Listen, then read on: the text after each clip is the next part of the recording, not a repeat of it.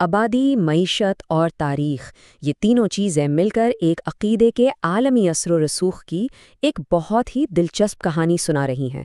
تو چلیں ذرا نمبرز پر نظر ڈالتے ہیں اور دیکھتے ہیں کہ یہ نئی حقیقت کیسے شکل اختیار کر رہی ہے۔ 70%۔ یہ صرف ایک نمبر نہیں ہے، یہ ایک بہت بڑی عالمی تبدیلی کا اشارہ ہے۔ سوچے ذرا، صرف چند دہائیوں میں دنیا کی مسلم آبادی میں اتنے بڑے پیمانے پر اضافے کی پیشگوئی کی گئی ہے۔ اب سوال یہ ہے کہ یہ اضافہ دنیا کو کیسے بدل سکتا ہے اور اس کی وجہ کیا ہے؟ وجہ چھپی ہے آبادی کے کچھ بنیادی حقائق میں۔ تو اپنے پہلے حصے میں ہم اسی بے مثال بڑھوتری کے پیچھے چھپے ہوئے عوامل کو سمجھنے کی کوشش کریں گے، اور یہ کہانی مذہب کی تبدیلی کی اتنی نہیں جتنی کہ آبادی کے بنیادی اتار چڑھاؤں کی ہے۔ ذرا ان اعداد و شمار کو دیکھیں۔ صرف 2010 سے 2020 کے 10 سالوں میں مسلم آبادی میں 347 ملین کا اضافہ ہوا، جبکہ اسی دوران عیسائی آبادی 122 ملین بڑھی۔ یہ فرق ہمیں اس اضافے کی رفتار کے بارے میں بہت کچھ بتاتا ہے۔ تو سوال یہ پیدا ہوتا ہے کہ آخر اس تیز رفتار اضافے کی وجہ کیا ہے؟ جواب شاید وہ نہیں ہے جو اکثر لوگ سوچتے ہیں۔ دراصل اس تیز رفتار نمو کی وجہ مذہب کی تبدیلی نہیں بلکہ سیدھے سادھے آبادیاتی عوامل ہیں۔ پیو ریسرچ سینٹر کے مطابق 2 بنیادی محرکات ہیں جو اس رجحان کو آگے بڑھا رہے ہیں۔ پہلی اور سب سے بڑی وجہ ہے شرح پیدائش۔ مسلمان خواتین میں اوسطاً 2.9 بچے پیدا ہوتے ہیں، جبکہ غیر مسلم خواتین کی اوسط 2.2 ہے۔ اب بظاہر یہ فرق بہت چھوٹا لگتا ہے، لیکن جب آپ اسے عالمی سطح پر دیکھتے ہیں تو یہ آبادی میں اضافے کی ایک بہت بڑی وجہ بن جاتا ہے۔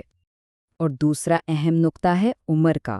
مسلمانوں کی اوسطاً عمر صرف 24 سال ہے، جبکہ غیر مسلموں کی 32 سال۔ اس کا سیدھا سا مطلب یہ ہے کہ مسلم آبادی کا ایک بہت بڑا حصہ ابھی اپنی تولیدی عمر میں داخل ہو رہا ہے، جو آنے والے سالوں میں اس نمو کو مزید تیز کرے گا۔ اچھا، تو یہ اضافہ ہو کہاں رہا ہے؟ عام خیال کے برعکس اسلام کا آبادیاتی مرکز مشرق وسطی نہیں ہے۔ سب سے زیادہ مسلم آبادی والے 4 ممالک ایشیا پیسیفک خطے میں ہیں: انڈونیشیا، پاکستان، بھارت اور بنگلہ دیش۔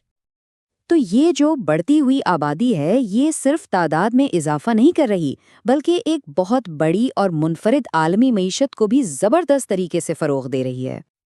ہم بات کر رہے ہیں ایک ایسی عالمی مارکیٹ کی جس کی مالیات $2 ٹریلین سے بھی زیادہ ہے۔ یہ ایک ایسی معیشت ہے جو عقیدے کے اصولوں پر قائم ہے اور بہت تیزی سے پھیل رہی ہے۔ تو آئیے اب ذرا اس معاشی نظام کو قریب سے دیکھتے ہیں۔ اسے عالمی اسلامی معیشت کہا جاتا ہے، اور اس میں اسلامی فائنانس اور حلال انڈسٹری جیسی بڑی چیزیں شامل ہیں۔ یہ معیشت صرف بینکنگ تک محدود نہیں ہے۔ اس کے 2 سب سے بڑے حصے ہیں اسلامی فائنانس اور حلال خوراک، لیکن اب حلال سفر اور فیشن جیسے نئے شعبے بھی تیزی سے اپنی جگہ بنا رہے ہیں۔ ملیشیا اور انڈونیشیا جیسے ممالک اس پوری معیشت کے عالمی مراکز بن چکے ہیں۔ یہ نہ صرف جدید مالیاتی خدمات فراہم کر رہے ہیں، بلکہ ایسی حلال مصنوعات بھی تیار کر رہے ہیں جنہیں آج پوری دنیا میں تسلیم کیا جاتا ہے۔ اچھا، اس معیشت کا ایک بہت ہی بنیادی ستون ہے اسلامی فائنانس۔ یہ روایتی بینکنگ سے بالکل مختلف انداز میں کام کرتا ہے۔ اس کا مرکزی اصول ہے سود سے پاک لین دین، اور یہ خطرات اور منافع میں شراکت داری کی حوصلہ افزائی کرتا ہے۔ اسی نظام کے تحت پھر سکوک یعنی اسلامی بانڈز اور تکافل یعنی اسلامی انشورنس جیسی پروڈکٹس بنائی گئی ہیں۔ یہ سب روایتی مالیاتی نظام کے اخلاقی متبادل کے طور پر کام کرتی ہیں۔ لیکن یہ معاشی اور آبادیاتی ترقی اچانک نہیں ہو رہی۔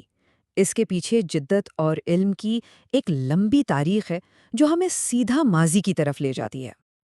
تو اب ہم تاریخ کے اوراق پلٹتے ہیں اور اسلامی سنہری دور کا جائزہ لیتے ہیں۔ ایک ایسا وقت تھا جب سائنسی اور ثقافتی کامیابیاں عروج پر تھیں، اور ان کا اثر آج بھی دنیا محسوس کرتی ہے۔ یہ دور تقریباً 8ویں صدی سے 13ویں صدی تک پھیلا ہوا تھا۔ یہ ایک ایسا زمانہ تھا جب علم و حکمت کے بڑے بڑے مراکز ابھر رہے تھے۔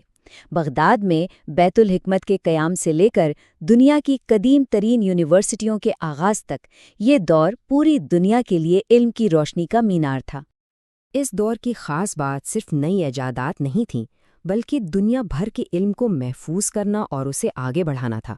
یونانی، ہندوستانی اور پارسی علوم کا عربی میں ترجمہ کیا گیا، جس نے اس قیمتی علم کو یورپ کے لیے محفوظ کیا۔ اس دور کی کامیابیاں آج بھی ہماری دنیا کو شکل دے رہی ہیں۔ الخوارزمی نے الجبرا کی بنیاد رکھی، ابن الہیثم کے نظریات نے جدید بصریات کی راہ ہموار کی، اور ابن سینا کی طبی کتابیں تو صدیوں تک یورپ میں ایک معیار سمجھی جاتی رہیں۔ اور یہ وہ نقطہ ہے جہاں آ کر ماضی حال سے ملتا ہے۔ جس طرح بیت الحکمت نے علم کو محفوظ کرنے کے لیے تراجم کا استعمال کیا، ٹھیک اسی طرح آج اسلامی فنٹیک شفافیت اور اعتماد کو یقینی بنانے کے لیے بلاک چین جیسی ٹیکنالوجی کا استعمال کر رہی ہے۔